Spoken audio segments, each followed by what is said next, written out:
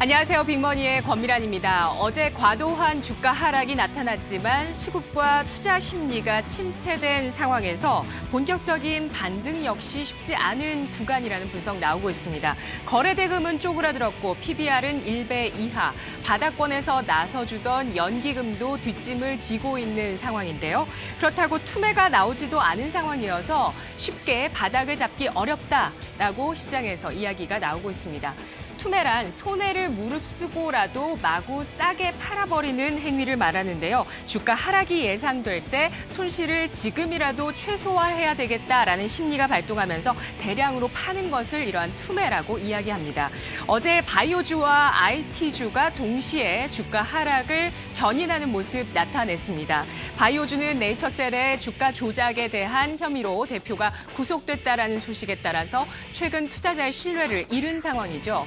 그리고 어제 장 마감 이후에 발표한 대형 바이오주 삼성바이오로직스 2분기 실적, 영업이익이 이 공장의 가동률 증가로 인해서 237억 원 전년 대비 흑자 전환했다라는 기대 이상의 실적이었습니다만 하지만 회계 이슈에 대한 부담감이 여전히 남아있기 때문에 앞으로의 주가 반등보다는 당분간 횡보와 변동성이 나타날 것이다라는 것이 시장의 중론인데요. 더 억울한 것은 반도체입니다. SK 하이닉스 이번 주 25일 실적 발표를 앞두고 있는데 2분기 사상 최대 실적, 또 3분기 역시 실적 전망치가 상향 조정되고 있는데도 어제 주가가 7%나 급락하는 모습을 나타냈죠. 자, 신용융자 추이 역시도 불안감을 지울 수 없는 모습 나타내고 있습니다. 금융투자협회에 따르면 코스닥의 신용융자 잔고는 지난 5월 말 기준 6조 3천여억 원에서 지난 20일 기준, 이달 20일 기준으로는 5조 5,840억 원으로 감소하기는 했습니다. 하락하긴 했지만 5조 원이 넘는 신용융자 잔고, 이 비중이 여전히 크다. 그리고 이것이 아직 소화되지 않았고 버티고 있다라고 이야기가 나오고 있습니다. 코스피 기준으로도 5조 8천억 원어치 개인 투자자가 증권사에서 돈을 빌려서 주식을 산 금액이 이렇게 신용융자 잔고로 쌓여 있는 것을 확인할 수 있는데요. 코스피와 코스닥의 합산 신용융자 잔고는 11조 4천억 원을 기록하고 있습니다. 이것은 지난 6월 11일 사상 최고치였던 12조 6천억 원 대비해서는 10% 감소한 수준이지만 과거 5년 평균인 7조 3천억 원 대비해서는 크게 웃도는 수준을 나타내고 있는 상황인데요. 이렇게 부담스러운 수준의 신용융자 잔고, 증시 반등의 걸림돌이 되고 있습니다. 섹터별로 살펴보도록 하겠습니다. 자, 파란색이 연초 대비 5월 말까지 신용융자 잔고 증가율이고요. 회색으로 표시되어 있는 것이 5월 말 대비 7월 현재까지의 신용잔고 증가율을 뜻하는 표인데요.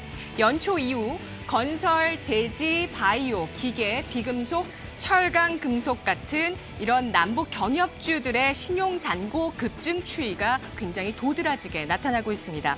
강세장에서는 추가적인 레버리지 자금이 시장에 유입됐을 때 증시 상승에 탄력을 더해주는 긍정적인 요소가 되지만 하락장이나 조정장에서는 이러한 레버리지가 시장의 하락을 추가적으로 부추기는 악재로 작용한다는 것, 지금 시장에서 기억하셔야 될 대목이겠습니다. 다시 말해서 부담스러운 신용융자 잔고가 앞으로 마진콜 같은 반대 매매로 잠재적인 악성 매물이 되어서 출현할 가능성 잠재되어 있다라고 확인하실 수 있는 대목이죠. 오늘 반등을 시도하고 있는 남북 경협주 앞으로 어떤 흐름을 나타내게 될까요? 미국에서 북한의 비핵화 속도 조절을 공식적으로 언급하고 나서고 있고요. 따라서 재료가 다시 부각되기까지는 시간이 걸릴 것이다라고 전망을 하고 있는데요. 여기에 수급의 질이 역시 좋지 않기 때문에 남북 경협주에 대한 전략은 당분간 보수적일 수밖에 없는 상황입니다. 수급적으로도 이렇게 추가 하락 가능성 배제할 수 없는 모습이죠.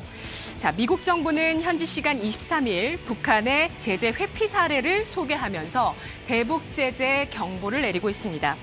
북미 정상회담 이후에 북한에 대한 경제 제재를 이어가고 있던 미국이 좀 더 구체화하면서 북한을 다시 한번 압박하고 있는 모습인데요. 특히 북한의 불법 무역과 또 노동자의 해외 반출 문제를 지적하고 있습니다. 북한 기업들이 중국 기업과 하청을 맺은 이후에 북한이 만든 제품을 중국산이나 여타 국가산으로 탈바꿈시켜서 판매하고 있다라는 것을 미국 정부 쪽에서 거론을 하고 있습니다.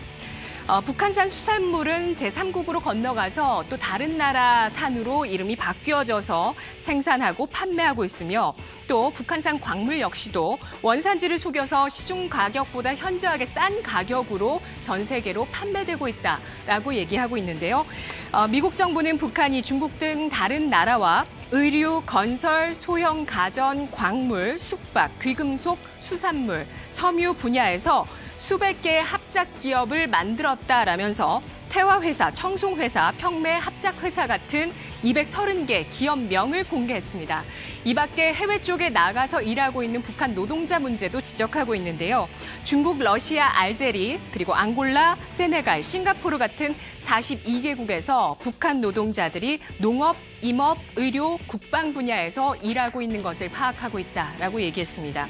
최근 북한은 종전선언과 평화협정에 대해서 이야기하면서 요구하고 나서고 있는 모습인데요. 하지만 미국 측에서는 이렇게 이미 밝힌 대로 우리는 북한이 먼저 비핵화를 한 이후에 순차적으로 정전협정과 평화협정으로 대체하는 것을 목표로 평화체제 구축에 전념하고 있다라고 강조하고 있습니다. 교착 상태에 빠져 있는 비핵화의 후속 협상, 과연 돌파구를 마련할 수 있을지 주목해서 살펴보셔야 되겠습니다. 오늘은 교착 국면에 빠져 있는 주식시장과 북미 정상회담, 그리고 남북 경협주와 신용융자 잔고 추이 알아봤습니다. 이 시각 주요 경제 뉴스 오상혁 아나운서입니다.